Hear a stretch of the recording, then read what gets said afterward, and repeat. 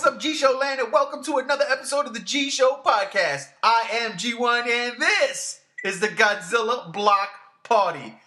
Whoa, boy, do we have some fun in store for you today. Pacific Rim Uprising came out this week, and as promised, we will be talking about that today. I've got a full panel and a surprise guest. I'll be honest with you, it's been a long time since we heard this man's voice on the Godzilla Block Party, so I'm going to introduce him first. He really needs no introductions. Ladies and gentlemen, I don't even know what you go by anymore. You're so different. Introduce yourself, damn it.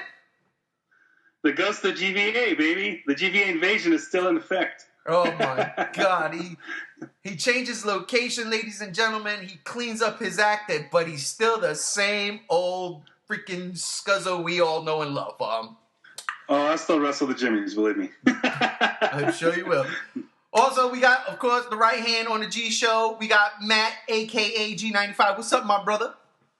I'm sleepy. I can't top that intro for Anthony. Yeah, right? Shut up. We gotta wake his ass up. He's been watching horror movies all night, harassing me on Messenger. Watch this, watch that. Shut up, Matt. I watched The Disaster Artist. It was sad. And also, you hear the man's laughter. He's my partner in crime here on the Godzilla Block Party. We got Chase, a.k.a. Megzy, a.k.a. G73. What's up, my brother? What is up, guys? It is Saturday, I believe, right? It definitely is. Saturday and Sunday's mixed up. It is Saturday, and I am excited to be here. And it might be Sunday in Japan. It might be. It might be. So listen, we know Pacific Rim. Let's get some orange juice and get this brunch on the way. Let's do it. We know Pacific Rim dropped this week. We've all had a chance to see Pacific Rim Uprising this week. At least I hope so. If not, I'm kicking y'all off the podcast right now. But before we get into that, a couple of tidbits, not really just one thing I want to talk about in the realm of Godzilla. And that is Toho this past week, or maybe last week, I don't know, but the news dropped this week, changed the statue of Godzilla in front of their studios. It's their studios, right? Yeah. Yes. Yeah. They changed the almighty Hesai statue into the shitty incarnation shit Godzilla. I'm be honest with you guys. I hate this. I hate this change. I think it's stupid. I don't know why they did it, especially in light of all the shit they were talking about with this new global marketing campaign they got going, wanting to market it to kids, to girls. I mean, I get it. As male adults in a certain demographic, we can appreciate Shin Godzilla's design, whether you like it or not, right? Well, okay. But how the fuck do you market that thing to a 5-year-old child? Like, that's not Godzilla. So I'm completely baffled. I'm honestly completely baffled on where Toho's mindset is with this. And is this like Godzilla going forward? Because let's be for real here. That Hesai statue, that's the perfect silhouette. I mean, you can change that up a bit, and it still is Godzilla. You get it. From 2000, you understand that that's still Godzilla. Shin Godzilla, yes, the silhouette's there, but the actual visage is a mess. And that's what they want to put in front of TOHO Studios? I don't like it. What say you, Matt? Well, I agree. The Heisei Godzilla is the quintessential Godzilla. I have that exact silhouette tattooed on my arm. So it's kind of sad to see it go. But god damn, do I really love Shin Godzilla. And I like the embracing the future, not really holding on to the past kind of mentality that they seem to be having. New marketing. Don't forget that Shin Godzilla debuted technically in that shitty children's anime, like Cran Shin-chan or something like that, or whatever it was called. Yeah. So, I mean, they can market Shin Godzilla to kids. Whether or not I think that's a good idea is kind of another topic. But, no, I'm down with that. The statue looks great. All hail Shin Godzilla. Don't forget that means technically God Godzilla. Oh, my God. So I guess he's really taken over the world, and it's also just a little bit fun to spite Chase and you, Ray, who don't really like Shin Godzilla too much. That's right. And I'm gonna let Chase hold off for a minute and let that thought simmer and stew in his brain. I'm gonna go to Anthony. What about you, Ghost of GVA? What do you think about this change? Well, technically, the high-size statue that was in there isn't technically gone. It's actually in the lobby. Right. So it's not gone, but it's not in the forefront anymore either. But it's what welcomes you if you do decide to go in. I think Shin Godzilla is polarized here in the States, where you get half the community that says, I loved it, and the other half strongly hating it.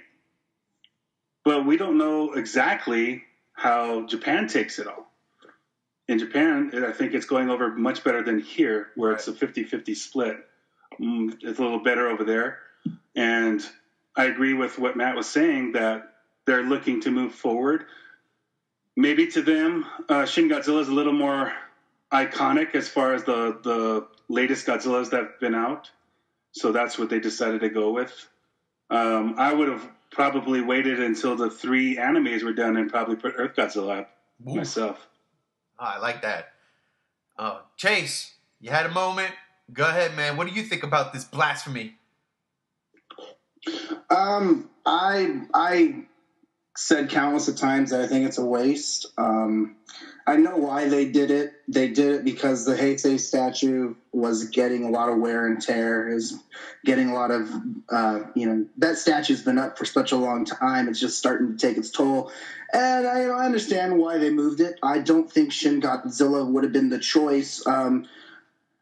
Just because with Toho saying that they don't want to move forward with Shin Godzilla, and I don't think that they should have used that as a statue if they don't.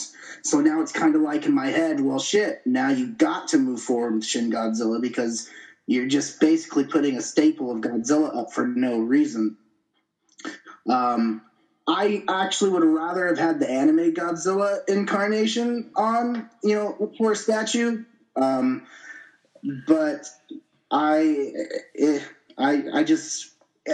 look here. It's not the design of Shin Godzilla that bothers me. It's just, I just don't want that Godzilla as the staple or the poster child for Godzilla. I think that whole thing is just so overrated and overhyped, and I just don't like it being put on this high pedestal because in my opinion, I'm taking just a little bit of personal offense because I don't agree with Toho trying to advertise this Godzilla as basically their top Godzilla because, now they have Godzilla Earth and the anime's going out and they made this Godzilla the biggest Godzilla in their, whole toolbox. And it just scratches my head. I'm like, why are you? To me, it's like they're trying to promote this Godzilla and that Godzilla at the same time, and it's like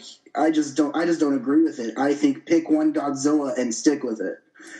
So I just don't appreciate what they're doing. I mean, that's just more of a personal issue, but because the fact I don't really care about the Godzilla 2, I just think that it's a waste. I will always say that I think Shin Godzilla was a total waste. Whether they move on with the sequel or not, I still don't think it deserves its own statue. Especially just it's just Toho going against everything they've said in the past. And I just because I follow these things so closely, it just gets annoying when you read this and then you get that, and it's just back and forth, and. But it doesn't, it's not going to hurt me, it is what it is, and if I go to Japan, sure, I'll take a selfie next to Shin Godzilla and flip it off and then go inside and, praise the Heisei one, but, I just, whatever, Toho, whatever. I tell you right now, I know how to fix this whole mess of a problem. We go with the number one financially successful Godzilla, and that will be the legendary Godzilla. We put that statue there, and then Toho will really embrace the global market. Like doing that is a statement. That's a mission statement. put the legendary Godzilla up in there and say we are embracing change. That's all I got to say about that. But moving on, ladies and gentlemen, now we get to the meat and potatoes of this podcast, and that is the Pacific Rim Uprising movie review, reaction, thoughts, all that stuff. It's going to be spoiler heavy because we're going to talk about spoilers. If there really is any spoilers, there's one spoiler. Let's get into this, all right? Real quick, before we even start that, I'm going to go down the line and I want to ask everybody's opinions on the first Pacific Rim movie. So, Anthony, what did you think about first Pacific Rim movie? I mean, the first one I loved. I actually, I was married at the time and had stepkids. Nobody wanted to see it. I went by myself. Fuck them. You know what I mean? So I went and I was happy with it. And then I don't think it got received very well at first from the theater release, but then after, when it came into Blu-ray, it's still considered one of the best 3D Blu-rays you can get to this time. And I thought it did a lot for the kaiju genre in general and helped set up the stage for Godzilla 2014. Agreed. Chase, what about you? What did you think of Pacific Rim when it first came out? I wanted to see it for kaiju movies, but I also thought that maybe I would get a little bit of a. So when I first saw the Pacific Rim trailer, I think it was Otachi or the one with the wings. No, Otachi. Yeah, I think it was Otachi. I thought that was actually Rodan. I was like, wait a minute, giant monster, wings, everything like that. I thought it was going to be Rodan. So I went and saw this movie just out of curiosity. Of course I saw it because it was robots and giant monsters. I was going to see it anyways. But I was like curious to see if I wonder if that's going to be just a little Rodan cameo or Easter egg or just something, random like that. And I ended up walking out of the theater. I thought, I had fun with it. I would rather watch this than some of the Bayformers movies. Agreed. And I had fun with it. Apples and oranges. I know. Apples and oranges. They're all fruits. They're all fruits. It's more like the rarest fruit on the planet that makes you feel like you're in heaven when you eat it, and then it's like rotten bananas. Matt, what were your thoughts when you saw Pacific Rim for the first time? I loved it. It was summed up of everything I love. Kaiju, giant robots, anime, Guillermo del Toro. I couldn't be happier with it. Sweet and to the point. I felt the same way. I saw it the same thing. Giant robots, kaiju. Let's get this going. And I loved it. I absolutely did. Upon further view, when it gets, there's some tedious moments in there, but there's still a lot of memorable things. Like 1, don't you ever put your hands on me. 2, don't you ever put your hands on me again. I love that. Strong cast with Idris Elba. I thought he was great. I did like Mako and what's his name? Riley? Whatever his name was. I dug all of them. Yeah. So I dug it. And of course the action was great when you can see it, of course, because it's dark and raining. Kind of reminds you of a certain Godzilla 98. Oh, he's dark. Oh, he's raining, right? Cover up those blemishes. But less fishy. And I had a good time. And I remember I had just moved out here when that movie came out. And when my wife and my daughter came out here at the end of that month, I took them to see it. And they didn't want to see it. I took them to see it, and they enjoyed it. So, overall, solid movie. Set up a universe that I could totally buy into only because of our love for giant monsters. 5 years later, we get the sequel, Pacific Rim Uprising. And in one word, we're going to start it like this. In one word, I'm going down the line. I want your opinion. One word. Matt. Bad. Chase. Fun. Anthony. Good enough.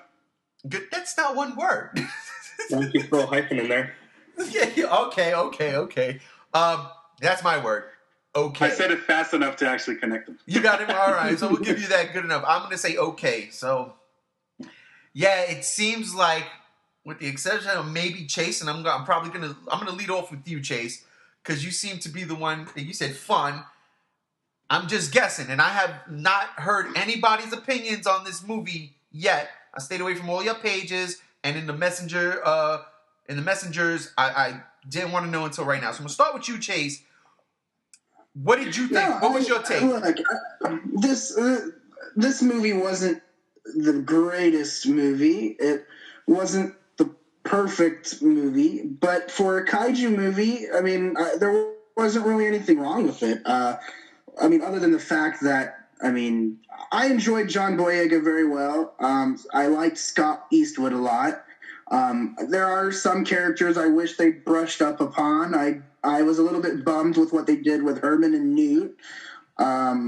But other than that, I mean, I enjoyed, I came to see monsters fighting robots and robots fighting monsters. And, I came to see, stuff slapping each other in the face. And,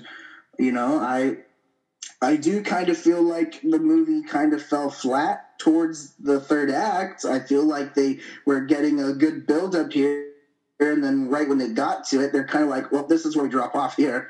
But it was entertaining. I didn't have any issues with it. It kept my attention throughout the whole film. It excited me at times when the action was going, I was very engaged in what was going on the screen.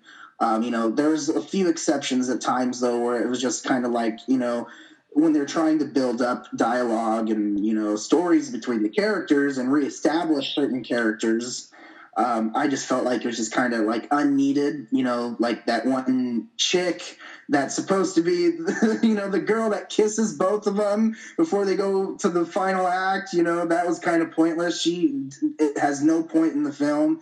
The little kids, I feel like they did not have any point in the film either. Except the girl that made Scrapper, which was a bummer because she made this robot and didn't even get to use it. And that was kind of like, I felt like there was going to be a scene implemented where she kills a kaiju in that robot. I think that would have been really interesting. So that was kind of bummy because, I was expecting bigger things from her, but didn't get that. But, for the most part, I mean, it was enjoyable. I didn't have an issue with it. I just wish that they could have, done a little bit better on it, but that's what happens when your movie gets delayed so many times and they come out of, get into issues and complications, but it is what it is. I mean, in the end, it's still a kaiju movie. I'm coming to see these movies for fun. I'm not coming to see these movies to be, have some sort of philosophical change or anything, so... I didn't hate it, but I didn't exactly 100% go, oh my God, movie of 2018 here, or best kaiju movie ever. But it wasn't, it wasn't the worst taste in my mouth. Gotcha. Anthony, what was good enough about this movie? I think Chase touched on some good key points, and I agree with him on a lot of aspects. Overall, my opinion is, just like Chase said, it was like it was for a kaiju movie. It wasn't bad. It just wasn't great like the first one. And I think the problem that most movies that have more than one go is like if the first one is really good, it's kind of hard to top.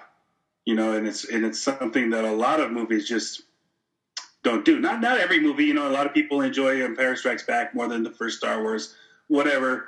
But in this particular case, the first one is far better than the second one. And it doesn't lead hope to, if there is a third one, that it's going to be that great, just because of the way the story arc kind of curved in that way. And I wanted to touch on one thing that Chase said about the teenagers. Now, they didn't have such a huge impact on the movie, but what I think they were trying to accomplish is that there's been so many giant robot, cartoons, anime, whatever, that always had the teenagers. And it's a big Japanese thing to have, teenagers as the heroes. And I think what they're trying to do was kind of capture that, but I don't think it was as successful as the point was trying to be made. That's a great point right there, man. That is an absolute great point. Especially the finale in Tokyo, that makes a lot of sense. Oh man, that's right. Right. Anything else you want to add? Are we going into it further, or is it just my overall opinion? Overall opinion. All right, Matt. You know what? No, Matt. You know, I'm going to save you for last because you hated it. So, us three didn't hate it. Like I said, I thought it was okay. I'm echoing what Chase and Anthony said. There were things I really liked about this movie. Number one, of course, being the action, being in daylight. I did enjoy the Jaeger versus Jaeger moment in Australia. I enjoyed the Jaeger versus the drones, and then the kaiju action at the end in Tokyo. Which, Jesus Christ, in the future, Tokyo is just a gigantic city, man. Like, did anybody notice that? Like, Tokyo is huge. Yeah. What the fuck is going on? It's like they just blew up everything. They literally spanned the entire Godzilla film library in one movie, and it was still more city. I didn't get it. I was like, what the hell's going on?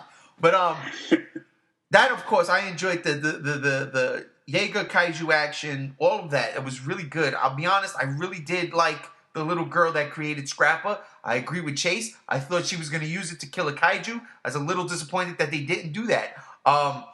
Because that little girl reminded me of the girl from the last Transformers movie who, you know, for the trailers was like, it's girl power and girl-centric. And I was like, oh, maybe I'll take my daughter to see this thing because, let's go.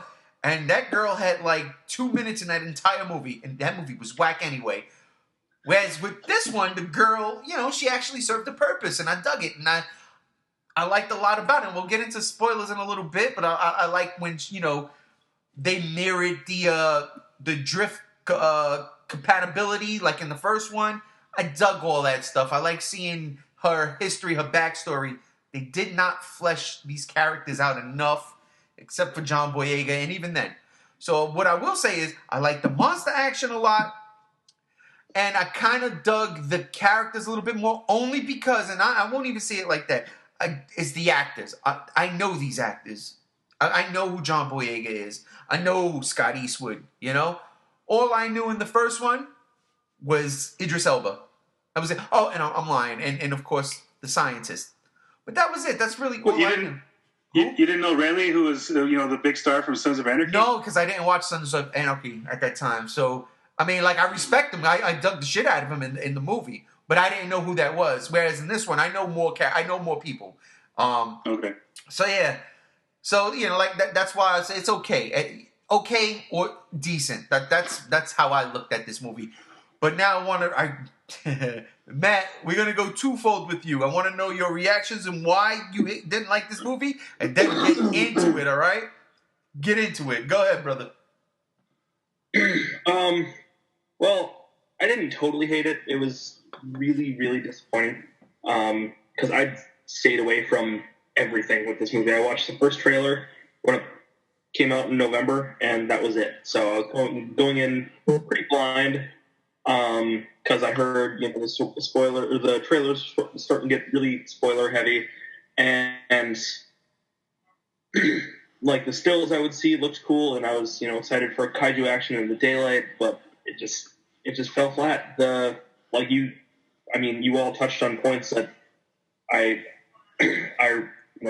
agree with. I hated the characters, but I liked all the actors. The little love interest between John Boyega and Scott Eastwood was totally pointless. Yeah. A lot of the teenage pilots were pretty pointless. Unlike you, Ray, I really, really didn't care for the main young girl. I thought she was just kind of annoying. Okay, I can see that. And I don't know. I didn't think Scrapper was this cute, lovable little mini Jaeger thing that they're trying to make it seem like it was supposed to be. It was just like, well, it's just a hunk of junk. And I don't know. The story was just bland. It just seemed like things were happening. There wasn't, unlike the first one, there wasn't a ton of action. There was 4 big action scenes in the whole movie, and 2 of them were basically the same thing. Yeah. Twice. That being said, the stuff with Obsidian Fury was the coolest part of the whole movie. I got a gripe I about agree. that. I got a gripe about that. Because I thought the kaiju action at the end was dumb. I didn't like it. It wasn't as visually interesting to me. They didn't like kill the monsters in an interesting way like they did in the first one. It just didn't do it for me. But like I felt excited when Obsidian Fury was on screen. Like I was interested in that, and but like with the thing with the drones and with Newt, like those were two huge plot points in the whole movie, and I'd seen both of those plot points in Evangelion. Like the first one was super anime inspired, and like especially from Evangelion, but this one just stole stuff from Evangelion, which I wasn't down with. Even to the design of the drones was very similar to the ones that are in Eva. And that really was a big turnoff for me too. And all the humor in the movie just fell flat. Like, I'm just harping on the negatives. A lot of the fights were cool. It was visually interesting. The actors were great, and John Boyega had great chemistry with Scott Eastwood and the girl, even though I didn't like her. And Newt and Herman were great, as they usually were, even though I think Herman was totally underused, or they changed his character in a way that I wasn't into. Wasn't as like quite as spazzy as he was in the first one. I like that. But yeah, it was a big letdown for me. I mean, I was kind of expecting it to be, but it lived down to my expectations, I guess. It was very, very diluted. Yeah, it was. It's funny. And Mako was totally fucking wasted. Go ahead, go into spoilers. Let's go. Go ahead, do it. Well, I mean, she was just there, and the hidden information that she was, broadcasting to Gypsy Avenger from her helicopter. I don't know why she decided to do that just at that moment, and not like when they were all on the Shadow Dome together. Like, hey, I have this thing. We should go check it out. And we never even like find out what is in the base that's in like Iceland or wherever the fuck it was. We don't really find out what happened to Raleigh. Yeah, like that heat signature they found. Yeah, it just a lot of things were just so dumb and unexplained, and like they had a lot of the seeds of good ideas, but they didn't do anything with them. Okay, I want to. Like everybody was talking about how fucking cool the sword was on Gypsy Danger in the first one. And it's like, well, why didn't he use that just right from the get go? And so what did they have in this one? Mostly sword action, and I got super burned out on it. Wow. I mean, yeah, it was just I did like how they implemented Obsidian Fury's swords into Gypsy. That was cool, but it was just, I mean, like they should have taken, it's 10 years between movies. They should have taken like, okay, here's an overhaul on these robots, and now they can do these new cool things, and it's not just sword action. And it's just, that's what it was. And it was the same fight over and over. And I thought it was visually really striking, but it wasn't creative. Let's open the floodgates here. I'm going full tilt spoilers. Here we go. As far as the Mako stuff, that was one of the things I liked about the movie. I got to be honest, because it gave John Boyega his purpose. Okay, I'm going to do this now. Did I agree with her dying? No, I like Mako. I loved it in the first one, and I liked where her character was in this particular movie. She was like the Secretary of Defense of the world, apparently, right? And I was like, yeah. So when I took out of that scene with her trying to send the information, what I took out of that scene was she was going to blow that girl up when she landed and say, this is why we're not going to go forward with your idea. Because she had some stuff. But there was also a moment in that sequence. You could see on her face, like she comes to a realization. Wait a minute, this is something. And she like, oh my God, I know what this is. And she was trying to get that message out. That's what I took from that. Before everything, of course, she dies. Ladies and gentlemen, she dies. I told you spoilers. She dies. A helicopter crashes, burns to the ground, gives John Boyega a purpose. Where am I going? Real quick to the point you made about Scrapper, about not giving a shit about Scrapper. I get what you're saying. I just don't. They didn't give him enough time to be likable or lovable, and I think that was a mistake on their part. Because I didn't do anything with him. Period. That's the thing. Right. In the beginning of the movie, when they do, have Scrapper run around against whatever the police Jaeger was, I enjoyed that. I really did. Not to mention though, going to Transformers, it reminded me of an original G1 Transformer called Cosmos, who was a UFO, and fuck. He even transformed into a little ball and was rolling around like Samus in like fucking Metroid Prime. And I dug that. I was digging that. I love that Scrapper was a smaller Jaeger. They didn't give it enough time. They didn't develop that at all. It was like, here it is. Did some cool stuff in the beginning. Then it's no longer around until the very end where you have the girl from Chow Industries or whatever her name was, doing the thing where they put the drone in it, the drone brain in it. And also, this is probably one of my it's so stupid, but this is one of my biggest pet peeves. Maybe you guys can help me out if they said or mentioned it before they did, in my particular opinion. Where the fuck did that name Obsidian Fury come from? Because when that thing comes out of the water, I was like, uh-oh, here we go. Here comes the aliens. Never once was there a mention of an Obsidian Fury that disappeared, unless I missed it.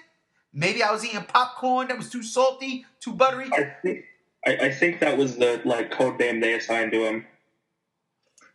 I don't think that was an actual. I thought they may have mentioned that one of their Jaegers went missing. I don't know, man. But I was confused on that too. When the name came up, I was kind of like, well, wait a minute. Right, because What I got out of it, was that they automatically just gave names to kaiju. Like as soon as they showed up, I thought that's what they did for Obsidian Fury. Yeah, but see, and I would buy that. But they made it a point later on in the movie when the drones brought the rift back. They made it a point to say that this dude, not Newt, the other guy. What's the other guy's name? Herman. They made it a point where Herman was like, yeah, I named them. This is this monster, this. Yeah, I named them. They made it a point to say that. And I'm sitting there like, where the fuck did Obsidian Fury come from then? They never... Well, that's because the new kaiju had all really dumb names. I mean, don't get me wrong. I did like Obsidian Fury, and I do like that name. I was just confused as to where it came from. I was like, what? Am I mistaken, or did they bring Raiju back? No. Was that one of the category 4s? I thought one of them they labeled Raiju again. I don't remember that, but it was okay. It was just one of those things. And I'll be honest again, going full spoilers. I can't lie. I actually did like Newt being controlled by the aliens. I did. That was one of the things I did like about it. I can't lie, because my whole thing was, how are they going to bring it back? How are they going to get the rift back? They had something in the beginning with this was 10 years over. It's been over for 10 years. They're not coming back, Yet they're still going on with the Jaeger program. That's about to become obsolete. Where they're going on with the drone program. My whole thing was they're going on with all this stuff, but in 10 years there hasn't been not one threat, not one rift opening, nothing. Yet they're still going on. Why? So when they actually did it, I was like, okay. I'm cool with that. That was one of the questions I had going in. I wanted to know how they were going to bring this thing back, how they were going to bring the kaiju back. And I dug it. I absolutely dug it. This dude was, making mental love to Alice, the brain, that was in his freaking room, in his apartment, in Seoul, South Korea. I dug that. I can't even lie. So I know a lot of people hated that shit. I know a lot of people. The whole mind control thing is like a whack MacGuffin. I dug it in this movie. That's just me. But you know what I got out of that brain? Krang. I thought you were going to say something completely different, but I know now that you're reformed. Oh, that's funny, Craig. Yeah, you know what? That actually makes a lot of sense. Being like Krang controlling the robot being Newt in this particular case. That's actually a cool comparison. That's dope. But so let me ask you, Matt. Did the mind control shit bother you at all? I thought. I mean, they had a good enough excuse with the whole rift thing, and you know, Del Toro's been saying since before the first one came out that would probably play a bigger role in the role. I just didn't expect it to be in that way. But I mean, Newt being basically a precursor in human form at this point is, again, straight out of Evangelion, and I was disappointed they kind of went with that road. And same with the drones being kind of turning into more or less like hybrid kaijus, again, straight out of Evangelion. So I was a little bit turned off by the blatant theft, but they're cool. I don't know why they took them. Well, all right. So I'm going to throw this to you, Anthony, and then I'm going to come to you, Chase. As someone who hasn't seen Evangelion, I didn't know that. So I was okay with all that stuff. You know what I mean? Like, I was okay. So Anthony, you didn't see. How did that affect you when you saw all of this stuff? Was that okay with you?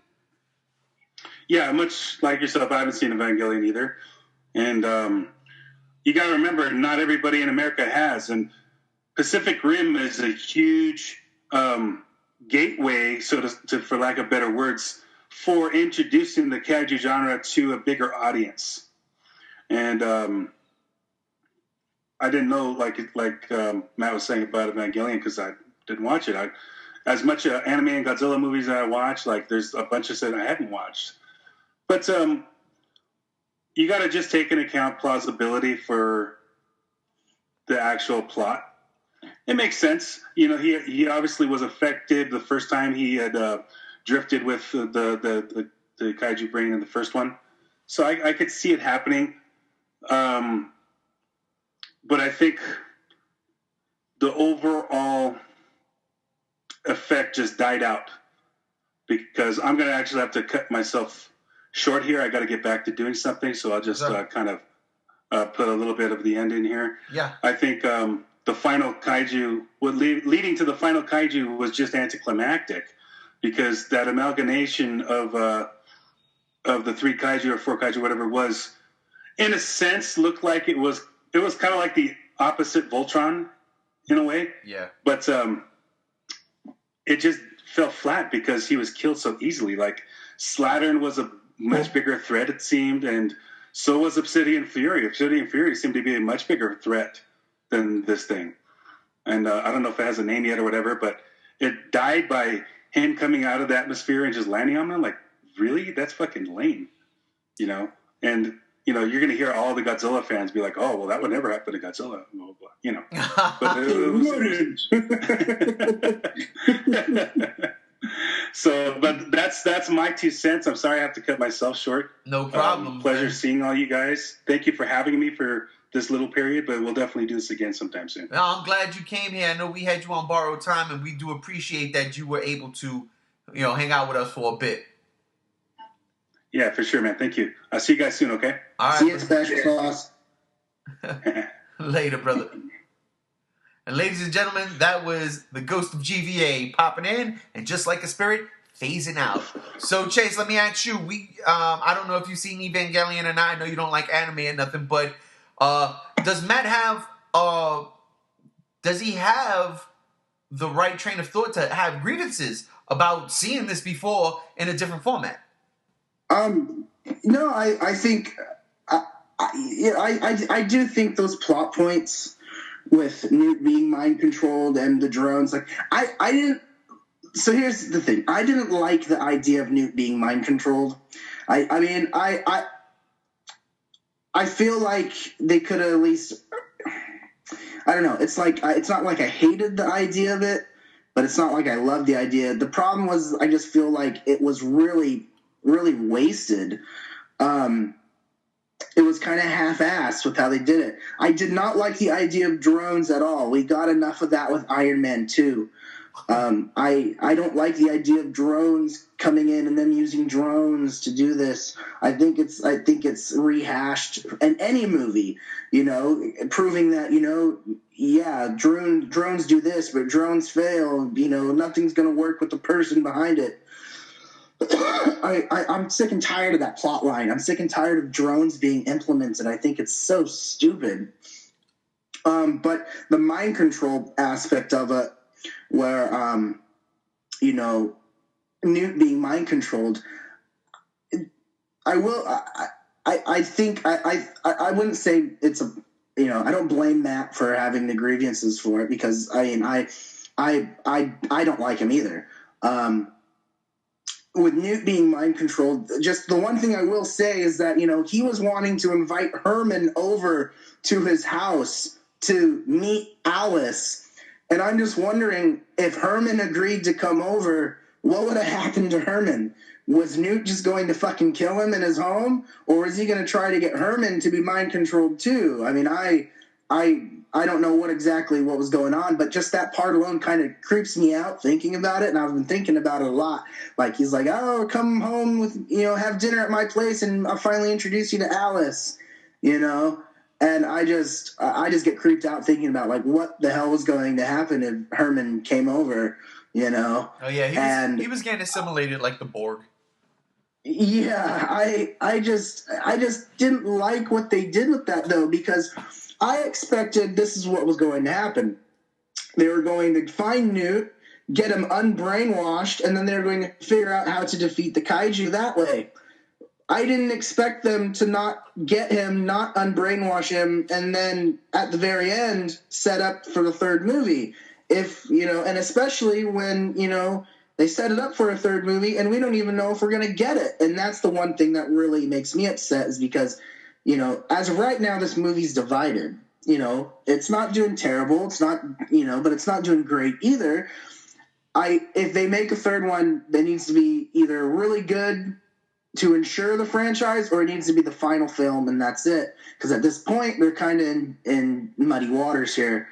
I just don't like it when movies set up sequels and you don't know what's going to happen with them, because we've gotten so many movies that set up sequels and we've never gotten the sequel to them when we need it.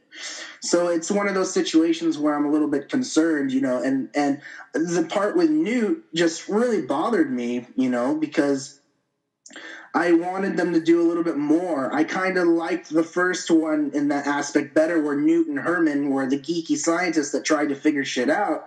And it was totally not that way. I mean, even the part with Herman, when he tries to figure a solution to this, it was like a montage, it was like a music montage, and that was it. And I just kind of felt like it was just kind of half-assed. I felt like the movie didn't know exactly where it wanted to go. And that's the part that kind of hurts a little, because it had great potential. It had great stuff being set up, but it just kind of failed flat, Matt, let me ask you a question, Matt. If you had never seen Evangelion, what would you have thought of this movie?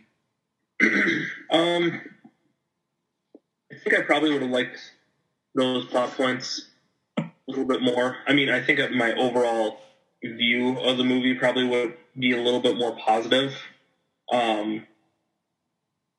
But, those two things still don't make up for no kaiju until the end. They don't make up for the bad writing. They don't make up for the bad characters. They don't make up for where's Raleigh. They don't make up for the terrible death that Mako got. Yeah. I mean, my view would probably be a little bit less harsh, but I still don't think I would have liked it very much. I gotcha. And we know Riley can't be dead because he would have been on the Wall of Heroes. Mm-hmm. And they show that. And Mako was there. Stack of Pentecost was there. You see the Wall of Heroes. And I thought that was pretty good, actually. I like that. Stephen DeKnight said they didn't want to kill him off because they hope if they get the chance to make a third one, they're going to bring him back for the third. And I kind of agree with that. You know what this movie reminds me of, but in not the same way. And this is for you, Matt. This reminds me of Independence Day. This is what it. And whereas we absolutely loved Independence Day, what was it called again? Resurgence. Yeah, we unabashedly loved that movie for its ridiculous, over the top plot and cheese, but that was a 20-year movie in the making. This is 5 years later, right? Even though here's my thing with the kaiju genre. We need a movie like this to succeed, not to be what it was. Now, again, I don't hate this movie at all. Like I said, I find it okay and decent. There's a lot wrong with this movie. But we need this movie to succeed. Whereas a movie like Independence Day Resurgence, you really don't need that movie to succeed. The reason is they make movies like that regardless.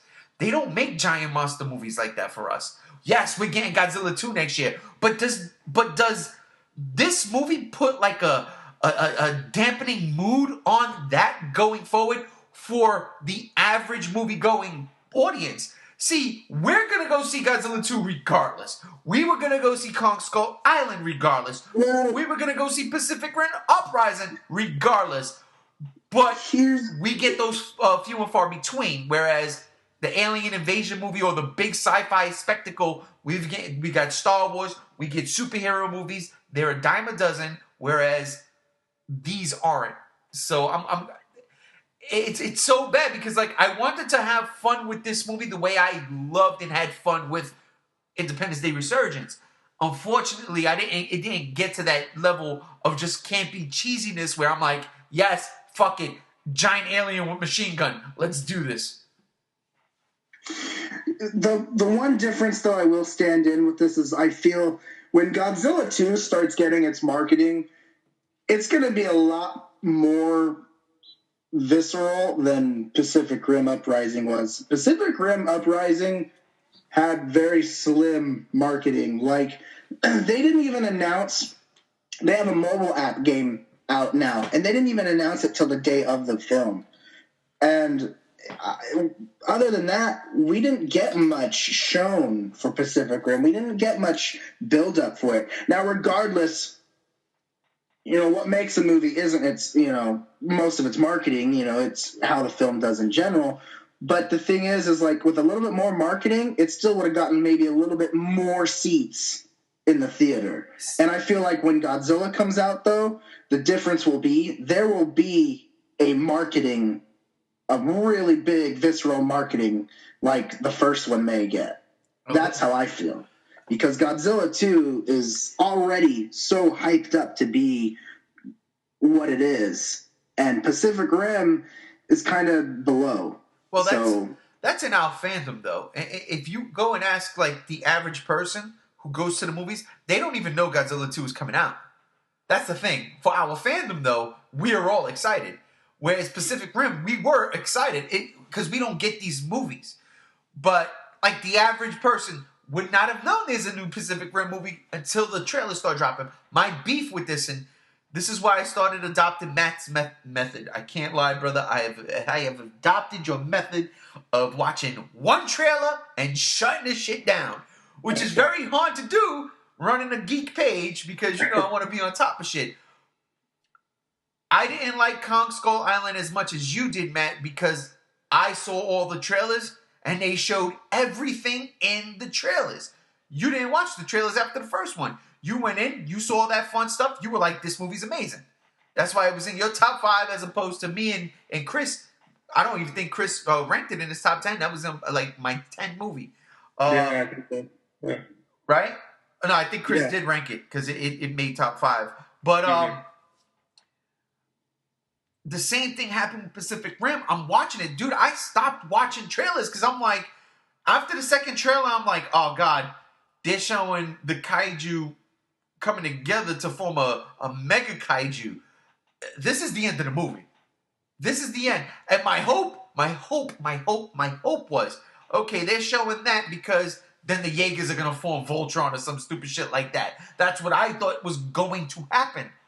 But it didn't. It played out exactly the way it would play out. And that kind of disappointed me. Not saying I did not like the ending. Again, I did dig the action. Unlike the ghost of GVA, who's not here right now, I didn't mind Gypsy Avenger becoming basically a fucking meteor to wipe out the kaiju the way a meteor wiped out the dinosaurs. You know, I didn't mind it. Exactly. I didn't mind it. I was like, all right. What bugged me out though was the fact that they're in atmosphere. They're coming down. Gypsy Avenger's faceplate is broken, and they're heating up in the atmosphere. Yet nothing is happening inside the cockpit. Come on, guys. Look, I can suspend my disbelief for a lot of things, but then there's just certain things and rules that still need to apply that just did not apply. And I was like, that little girl and John Boyega should be burnt to a fucking crisp right now. This is ridiculous. But I digress. My concern, again, and I agree with you, Chase, but my concern is, does this movie hurt Godzilla 2's chances later on? I don't think so. Because Godzilla is still that name brand, which is why Toho is going for that global market now, which I wish they would have done years ago.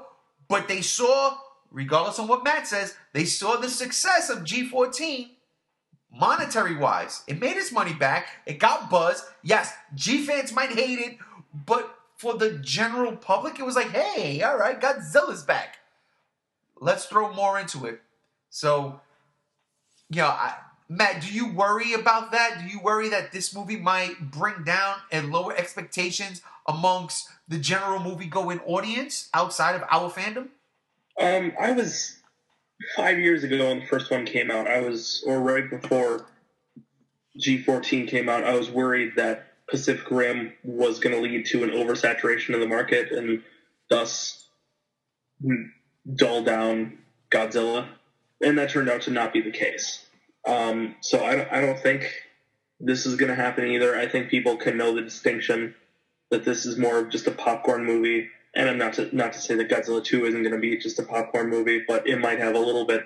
Hopefully, we'll have a little bit something more going on with it than this. I think maybe I'm getting a little sidetracked here, but I think the first Pacific Rim will go down as, you know, it'll be a remembered movie, whereas this one, I don't think it'll be remembered.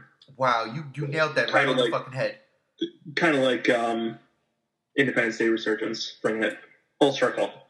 Yeah, I think it'll be forgotten pretty soon. You nailed that right on the head. So the way we're gonna wrap it up here. The way I thought about this before we started the podcast, before I knew your opinions, the way I was thinking about this was, this is a movie that when it comes out on Blu-ray, I don't need to rush and buy. Whereas Pacific Rim 1, I needed to see that movie again right away. I enjoyed this movie. I did. I liked it. But there's a lot wrong with it. There were things that I wish would have happened that absolutely should have happened and didn't. I don't know who to point the blame to, but at the end of the day, it's a giant monster movie versus giant robots, and I'm okay with that. The thing I have to say to that before we completely cut off. No, we ain't going. Yeah, go ahead. The problem is that this movie, in my opinion, if you want to know the truth, when it was starting to get its problems with its delays and its halts, I knew from the start, I had this feeling that this movie is going to be a problem. And that's just the bottom line for me, is like, I just feel that's the reason why, you know, this movie has had a lot of problems in its development, and and you can tell when you see this movie, the movie's a scrambled eggs, man. And yeah. I just think, to answer the question on that, I just don't think we need to worry about that with Godzilla, just because Godzilla hasn't had these issues. They're taking their time with Godzilla. The problem is that they really tried rushing Pacific Rim 2. they just did it to, it just was a big old push. It was kind of forced. And with Godzilla 2, it's a little bit different. They aren't having issues in its development. They aren't having, as far as we know, I guess. But the thing is, Pacific Rim 2 was supposed to come out in February. Then it got pushed to March. And then it was supposed to, come out a few other dates earlier, and it didn't, and I just don't think we really need to worry about that with Godzilla. I think Pacific Rim and Godzilla are two different ball games. If you want to compare fruits here, like Anthony was saying, Pacific Rim is kind of a rookie franchise, and the legendary Godzilla films are considered, I guess, rookie franchises. But the thing is, Godzilla's been around so long, and I guess we'll just have to see, once that trailer starts coming out, because, they could have Godzilla 2 could have one hell of a trailer, and, it may catch people's eyes, that's the difference. But I wouldn't worry for Godzilla 2, we have a while to go still, and there's no reason for Godzilla 2 to, be hurt by Pacific Rim just because, it's it shouldn't affect Godzilla in any way. Just the fact that it's a kaiju movie, but even then, so what, Yeah, I hear you. And again, we still got a whole year before we get Godzilla 2. We still haven't seen the trailer. My only concern is we do not get the full movie or the end of the movie in this trailer. We need to really start focusing on making great trailers that's going to attract people outside of the fandom in. But before we go, real quick, Matt, me and Chase, we've given out positives and negatives. You've given your negatives. Do you have any positives about this movie? Anything that you really did like? I mean, visually, it was a stunning movie. I really did enjoy those two fights with Obsidian Fury. It would be cool if... Fake name. What? Fake name. Fake name. It would be cool if he was the big bad of the movie, but he was not. I really like all the actors in the movie. They all did a great job, even if their characters were terribly written. And finally, I really like that they had the climax take place in Tokyo, on Mount Fuji. I thought it was really weird that in the first one, most of it took place in China. And considering how heavily Japanese inspired it was. So it was just a nice little nod to kaiju roots to have it take place in Japan. And the little Gundam statue at the end after the teenagers get shot out in their little escape pods. That was cool too. Yeah, I can't lie. I was like, oh shit. Now let's be for real here. Let me ask both of y'all. Did any of you think there was going to be any kind of nod to Godzilla as far as maybe you see the Godzilla Hotel? Yeah, something like that. Because I was like eagle-eyed for that shit while they were in Tokyo. The Gundam thing was great and all, but I was really looking forward to some little Easter egg right there for the big G. I was hoping, but I wasn't too confident. Jay? Yeah, no, I didn't think there would be. I don't think Pacific Rim is trying to mesh Godzilla that well, other than the fact that unless you really, really know Godzilla through its T, that's the only thing you'll get a connection with. Other than that, I don't think they wanted to try to cross paths in any Easter egg form with Godzilla, even though it's influenced. But yeah, I didn't. Personally. Well, I will say this. And upon watching Pacific Rim 1, right before I went to go see Pacific Rim 2, then watching Pacific Rim 2, Legendary has adopted a TOHO standard, and that is reusing kaiju roars, because if you listen to some of those kaijus, ladies and gentlemen, you will hear the mutos. You will absolutely 100% Hear those mutos from Godzilla 2014. I'm not making that up. You go and listen for yourself. So let's do this right now. Let's do the scores. Chase, give this out of 5 kaiju. Out of category 5 kaiju, how many kaiju scales do you rate this movie? Category 3. Category 3, all right. Matt, out of the category 5 kaiju, where do you rate this movie? I normally do out of 10, but for you, I'll compromise. 2. Cat 2.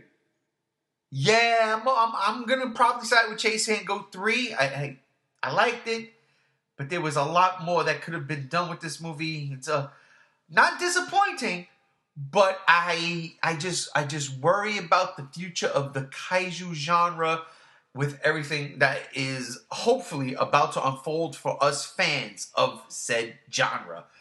But that's it, ladies and gentlemen. I am glad that y'all hung out with us. I want to thank everybody here. Starting with you, Matt. Thank you, brother, for being a part of this. Of course, I wouldn't miss it. Yeah, I know. You know what? When you told me on Messenger you got a lot to say, I said he hates this movie, but I didn't ask you that. So we get to know each other, bro. Chase. No, go watch the movies that I told you to watch. Yeah, I'm gonna have to. I got a lot to do. Chase, thank you, my brother, for being on this thing. Oh, as always, it's fun to hang out with you guys. Absolutely. And in essence, thank you, Ghost of GVA, for being here. Yeah, you're welcome. So that'll do it, ladies and gentlemen. We will be back sooner than you think with another episode of the Godzilla Block Party. There's tons of Next things. up, Rampage. Oh, wait, we ain't done yet. Real quick, what do you think this does for Rampage? Chase. Absolutely nothing at all. I actually am more excited. I was actually more excited for Rampage than I was for Pacific Rim anyways. I think because you got Dwayne "The Rock" Johnson, you're gonna get an audience either way. You're gonna get better, charisma, better. I don't know. I don't know. I don't want to say the movie's gonna be better because The Rock's in it, but the thing is, Rampage just looked more entertaining from the get-go. That's my honest opinion. Matt? It's not gonna do a thing to hurt Rampage. The Rock's in it. Like Chase said, it'll be fine. 100% agree with both these dudes. It doesn't matter if The Rock's in it. I use the Rock pun. It doesn't matter if The Rock's in it or not. What Rampage did was take what it was originally and just had fun with it. That's what I see from the trailers. That it's not taking itself seriously. That's what we're going to get in a couple of weeks. And I cannot wait. We will be back before that then with another block party. But we will definitely review Rampage on the block party because Giant Monsters, that's what we do. Ladies and gentlemen, thank you for joining us. I am G1. This is the G Show. We love you all. Peace.